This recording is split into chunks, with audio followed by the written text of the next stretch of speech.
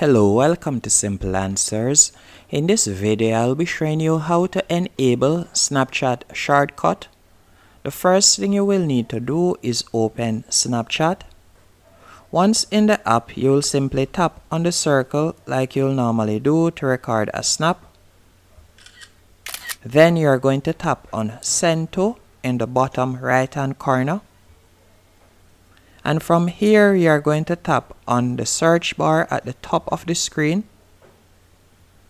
Then you are going to see the option Create Shortcut in the right hand corner right below the search bar. You are going to tap on that. Then from here, you can select the friends that you would like to add to the shortcut. Then you are going to tap on Choose Emoji. And you can select the emoji that you would like to use. Then you'll tap on Create Shortcut. And that's it. You can see that the shortcut is now created. Hope you found this video helpful and informative on how to enable Snapchat shortcuts.